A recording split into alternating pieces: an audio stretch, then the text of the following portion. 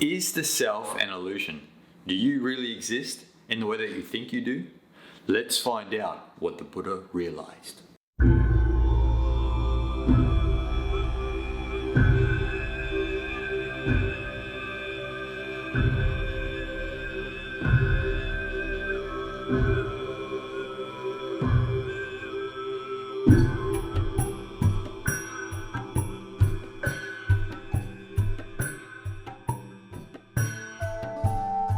In Buddhism, there is this idea of anatman, the non-self, or the idea that the self is an illusion.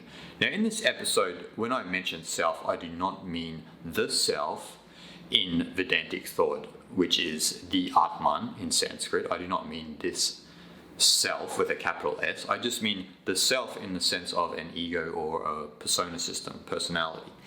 And this is what actually Buddhism are referring to. So this idea that the persona system is an illusion, the idea of having a personality is an illusion, the idea of Jason is a temporary phenomenon. And this is something that Buddhism explores to its nth degree. And out of all of the mind sciences in the East, Buddhism explores this the best and has a beautiful understanding and a science to explain this idea of anatman. So to understand this mind science of Buddhism, to understand the anatman, they explain the 5 aggregates of the body and mind. Now, these 5 aggregates are known in Pali as Skandhas and in Sanskrit as Skandhas. So Skandhas and Skandhas actually mean heap or mass, rasi. So the way that this knowledge of the 5 aggregates came about is the Buddha classified the constituents of the body and mind into 5 categories, known as the 5 aggregates subject to clinging. So these 5 aggregates subject to clinging are form, feeling, perception or cognition, volitional formations or inclinations, and consciousness. These are the 5 aggregates. These 5 building blocks are what build the sense of personal identity that gives us this sense that we are this individual and independent and isolated self. So the 5 aggregates are the ultimate ground of identification and appropriation, meaning they are the 2 basic activities which establish this sense of selfhood. Buddhist scholar Analayo illustrates for us a great example of the 5 aggregates. He explains, during the present act of reading, consciousness is aware of each word through the physical sense door of the eye. Cognition, perception, understands the meaning of each word, while feelings are responsible for the affective mood, whether one feels positive, negative, or neutral about this particular piece of information. Because of volition, inclination, one either reads on or stops to consider a passage in more depth, or even refers to a footnote. Analayo kind of gives you a little description of how we can sort of understand the 5 aggregates, but we need to really dive into what the aggregates actually are to understand this illusion of self better and if there is actually a self. The first aggregate is form, rupa. This is the physical component of our experience, which includes also our bodily sensory systems. Not just the physicality, also our sensory systems. The second aggregate is vedana.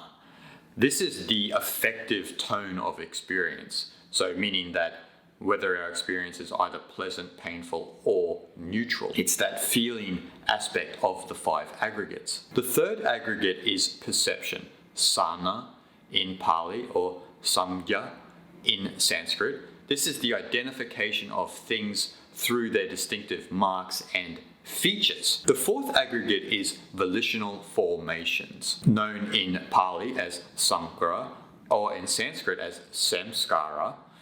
This is a term for the multifarious mental faculties involving volition, choice, and intention.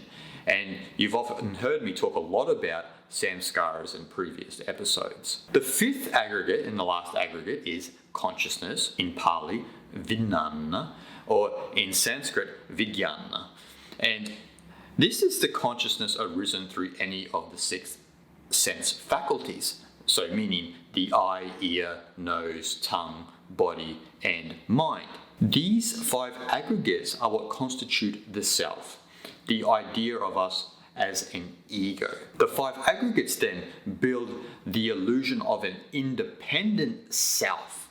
And I'll get to why it's an illusion shortly. But the first questions we need to ask is, how did these five aggregates develop? And does any of this mean the self actually doesn't exist? Which is a great question that a lot of people don't ask deeply in Buddhism or Eastern thought in general. The common belief amongst most people is that we are this independently real self with a substantial essence within us that we might call soul, or even if we call persona or personality or selfhood. We have this kind of general understanding that this is what the self is. This is who we truly are. But according to Buddhism and the five aggregates, this is not completely true. Our everyday subjective experience and being an agent of action reinforces this belief that we are the self. And that's natural because, each and every one of us are experiencing subjectively our own experience every day. And we are somewhat an agent of action, which does reinforce this belief. But is it true?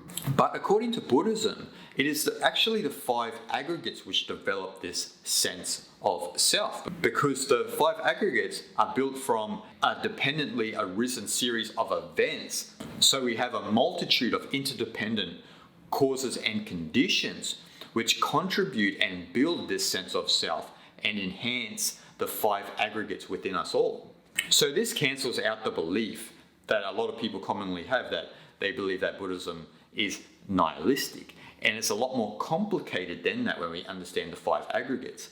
When we understand the five aggregates, yes, the self does exist, but not in the way that we think it does.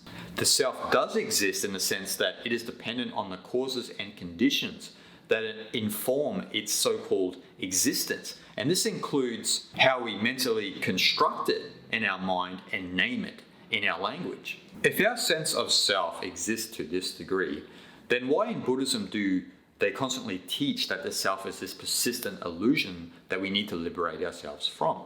And as you've already found out, it's a lot more complicated than just coming to a conclusion that Buddhism is nihilistic.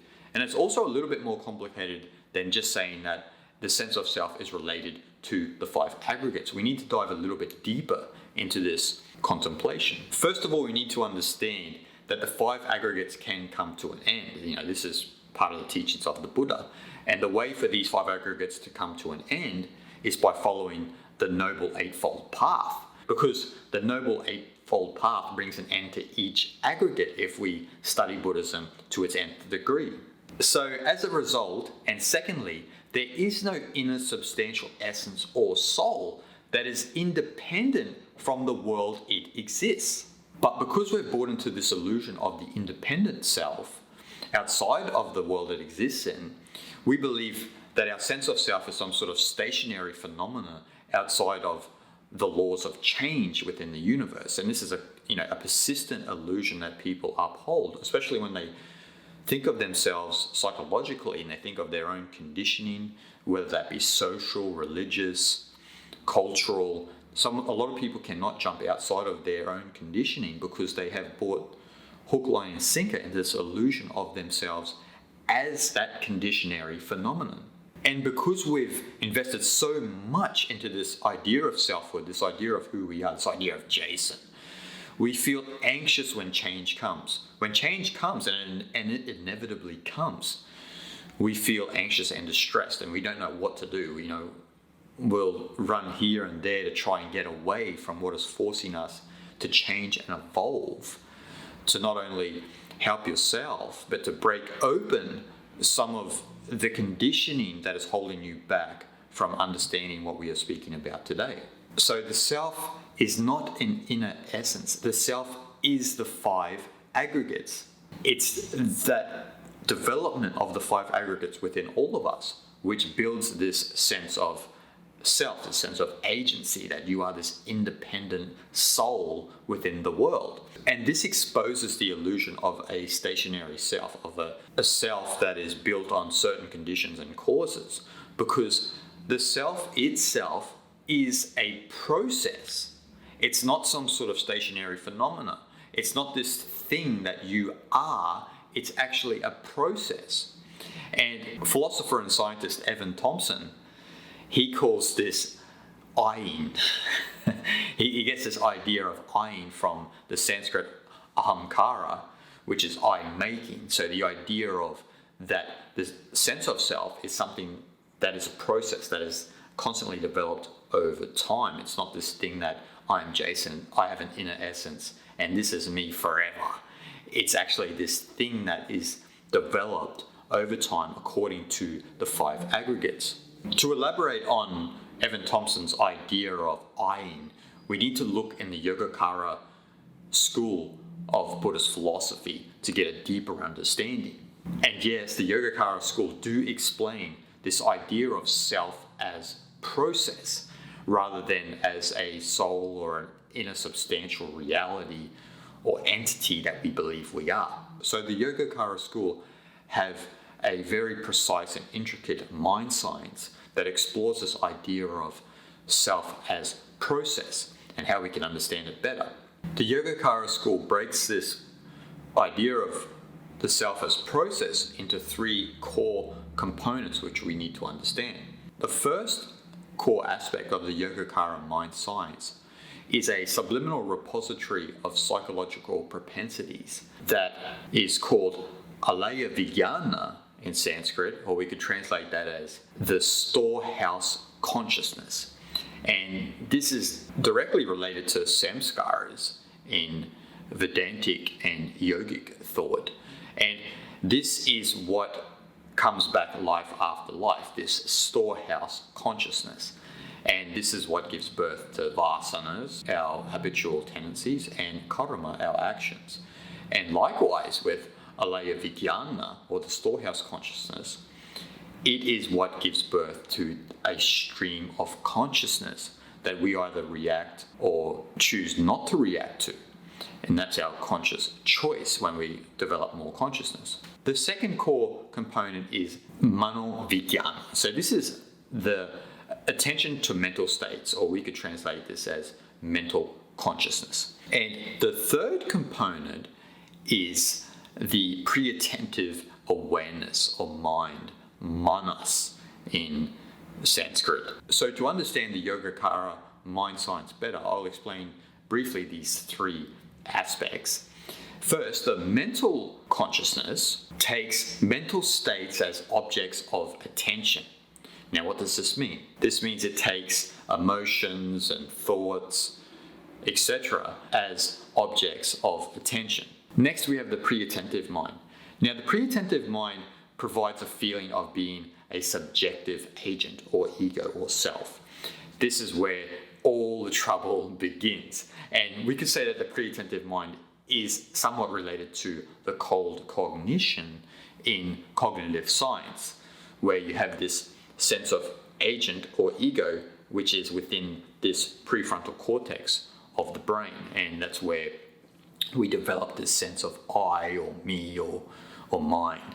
And this is what the pre-attentive mind is. But the most important aspect of the Yogacara mind science, and especially in regards to understanding if the self is an illusion, is alaya vijnana, the storehouse consciousness, which is related to samskaras in Hindu thought.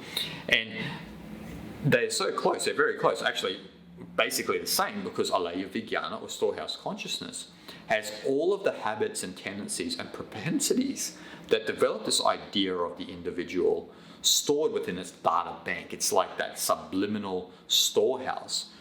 It's that subconscious storehouse which is informing our actions, which is informing our sense of self, because we begin to act from those feelings and tendencies that bubble up subconsciously, and we identify with that. And this is where the problem begins, because the pre-attentive mind, or the cold cognition, identifies with this subconscious content that comes up through the storehouse consciousness. It comes out of the storehouse consciousness, which is basically just a aspect of consciousness that has documented and recorded all of your experience during your present life.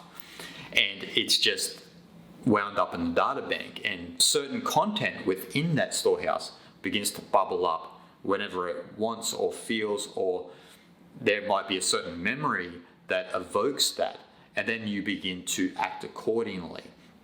And this is why a lot of the spiritual practices are directly addressed at tackling a layer of vijnana or samskaras, because this is where all the problems begin. But first we have to start with the pre-attentive mind and its habit, its bad habit of identifying with this subconscious content. So basically the pre-attentive mind identifies with this stream of consciousness that comes out of the storehouse consciousness. And then it designates this stream coming from the storehouse consciousness as being an I or ego, the sense of self, because we're constantly identifying with this stream. So we are under the belief that all of this content that is arising from the storehouse consciousness is actually who we are. But what we have to remember is the storehouse consciousness is actually just a data bank. It's not an ego. It's just the subconscious that has recorded all experience and has taken the good and bad of life and stored it within this data bank. It's not an ego. It's not a self. It's not a substantial self. And the way to understand that is the storehouse consciousness is constantly changing. It's not a substantial thing. It's not something that's permanent and can never change. It's actually an ever-changing thing. It's constantly changing. And this, again, uproots our idea of if there is a permanent self, because it's constantly changing. So in understanding this mind science of the Yogacara school in Buddhism, we can understand then that the self is actually a mental fabrication. It's not a substantial thing. The storehouse consciousness makes us believe that we are this substantial thing because we are ever being informed by it, by the subconscious. And the pre-attentive mind, unconsciously, is buying into what is arising within its field of awareness. So the pre-attentive mind makes this error. The cold cognition makes this error of identifying with this stream of consciousness. And this is what is the mental fabrication. So what actually exists is the mental representation of the idea of self superimposed on mental and physical states. And I know what you're all saying. You all experience this stream of consciousness. It's something that you cannot sort of step outside of, even if you've done a lot of sadhana, even though it will reduce its power on you when you do a lot of spiritual practice. But we all experience it to some degree. So your question is, does this mean the stream of consciousness is not yours? Well, it's yours to the degree that you experience it within your field of awareness, and that's it. That's how much the stream of consciousness is yours. It's only yours to the extent that you experience it within your field of awareness. It's nothing more than that. The problem is in the identification with it as yourself. But remember, it is only a data bank. It's only a storehouse. It is only the subconscious which has accumulated its experience for your benefit in some degree, but also towards your hindrance in the belief that you are this permanent self. In hearing all that information about the Yogacara school and those three core elements, a lot of people could probably think that the Yogacara school is very nihilistic. It seems like extreme nihilism. But Chandrakirti, a Buddhist scholar of the Madhyamaka school, explains it more clearly to give you an idea that this is not extreme nihilism, but something much different. So to think about Chandrakirti's wisdom, we have to think about what I mentioned before, that the self is dependently arisen. It dependently exists on a multitude of causes and conditions. So in saying that, why is the self an illusion? Why is the self an illusion? And Chandrakirti gives us an answer as to why in Buddhism the self is considered an illusion. It's not only just the 5 aggregates, but it's about how we perceive the 5 aggregates. The problem is, and why the self is an illusion, as Chandrakirti explains, is that we believe it is independent. We believe this self is an independently isolated thing. An essence or soul is this independent thing, separate from everything else. And as a result, we act and feel as if we are independent. And this is what gives birth to suffering, because this in itself is a cognitive illusion. It's a cognitive error that we believe we are this independent soul or this sense of agency separate from everything else. And this is where all suffering begins. So the self is not an isolated, independent thing. This is the illusion. This is how the self is an illusion. So our self is dependent. This is how in Buddhism, it's not that the self doesn't exist. It means that the self, in the way that we think of it, as being this independent phenomenon, is an illusion. So we are not the isolated rational agents we believe ourselves to be. It's much deeper than that. That's what Buddhism explains. That's what Chandrakirti explains. It's not that the self doesn't exist. The self is an illusion to a certain degree when we believe that we are independent from all of the causes and conditions that inform its existence. So this is why in Buddhism, all of the focus is on we need to stop investing in this illusion. This idea that we are these independent creatures from everything else. We are these independent souls within this matrix of life. We need to apply a radical corrective to this hypnosis, to this illusion. And the radical corrective for this illusion is by dismantling the 5 aggregates through the Noble Eightfold Path as taught by the Buddha. So I hope you guys enjoyed that episode today. There's a lot of information there for you to digest and a lot of things for you to contemplate and to consider. And I would recommend that a lot of you study the Yogacara school of Buddhism and also Madhyamaka school, and just study the teachings of the Buddha himself and dive into that and dive into the understanding of the 5 aggregates and how that is a skillful science to understand this sense of ego or persona that we all think we have, but in a sense is impermanent. So make sure you've subscribed and leave a comment below. Let me know what you think of this episode and turn on the little bell notifications so you're reminded when my next video comes out. And yeah, just dive into all the information what I've spoke today, and I hope it helps you grow on your own journey, and I look forward to seeing you next time. Shanti, shanti, shanti.